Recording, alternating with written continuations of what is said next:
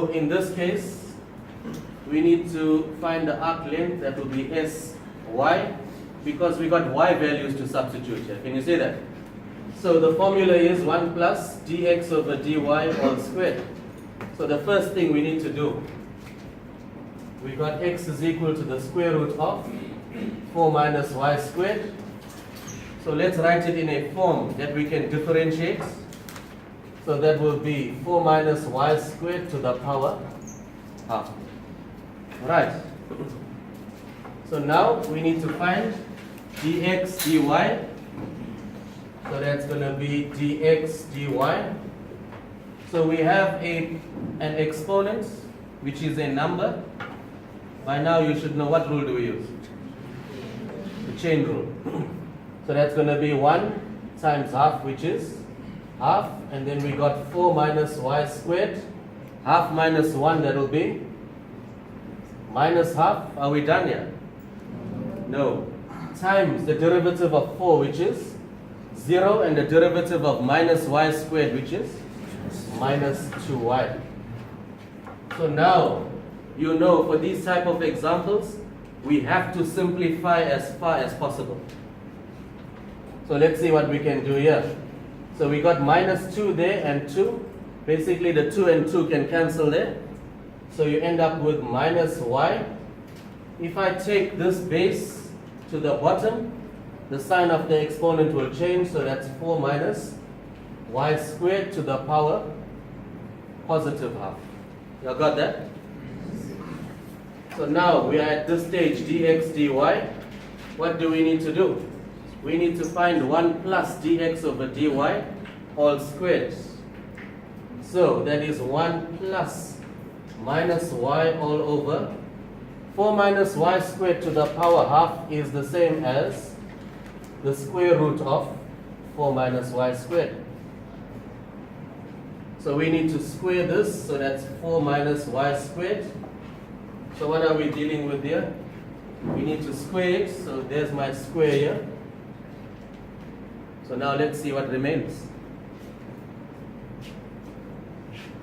So I'm dealing with 1 plus dx over dy all squared.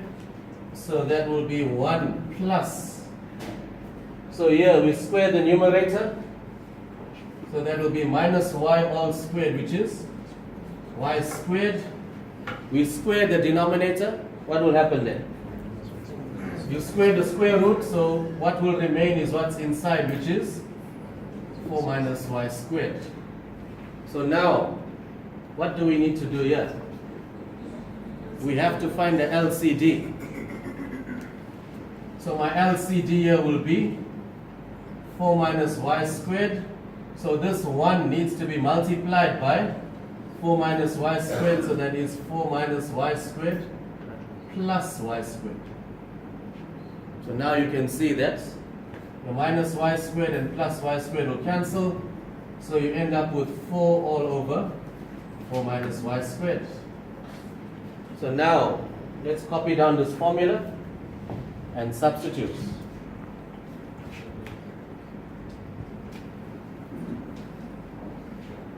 Right, so your D and C here, y values, you can see you are given positive square root 3, negative square root 3. Then we have the square root of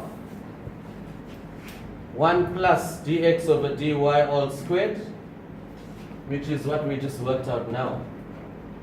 So that is 4 all over 4 minus y squared dy. So now let's simplify further. So this can be written as the square root of the numerator, that will be 2. The square root of the denominator, that will be the square root of 4 minus y squared. You cannot go and find the square root of 4 now. Why can't you do that? Because there's a minus sign separating the two terms. Only if it was factors, then I can find the square root of 4 and the square root of minus y squared.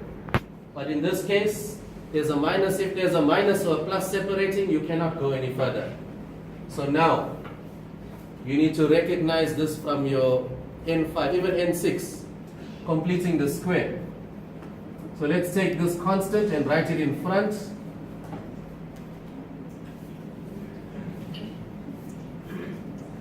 So we got 1 over the square root of.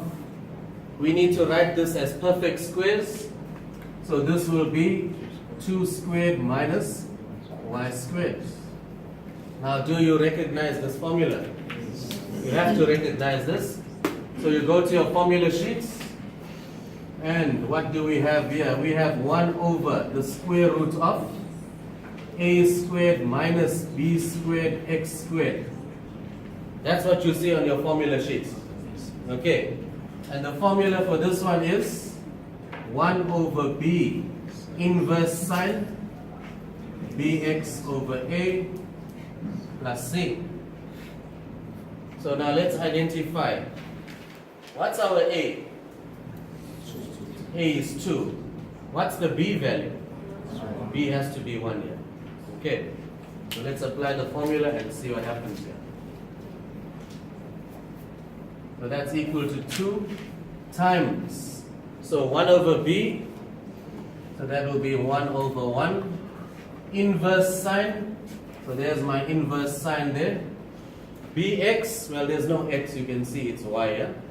So that's just going to be 1. So that's inverse sine y over 2. Your constant, let's leave it out. So that's square root 3 minus square root 3. You got that? Yes. So 2 times 1 there, that's 2. So now, calculator in what mode? In radians, not in degrees. So that's going to be inverse sine square root 3 over 2. Put down a minus sign. And then we have inverse sine of minus root 3 over 2. Most of you, I see, got the solution. Some of you forgot to convert from degrees to radians. Be careful. What do we get here?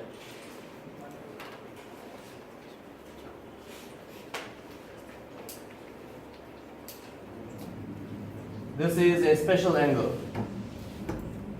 60 degrees. Sine of 60 degrees is square root 3 over 2. So 60 degrees is actually pi over 3. Am I right? You get pi over 3. Minus pi over 3. Special angles here. You can see that. So that will be 2. So we got pi over 3 plus pi over 3. So that's 1 over 3 pi plus 1 over 3 pi, which is 2 over 3 pi. Does a calculator give you that answer? So then we got 2 times 2 over 3 pi, which is 4 over 3 pi. So now let's work out what is 4 over 3 pi.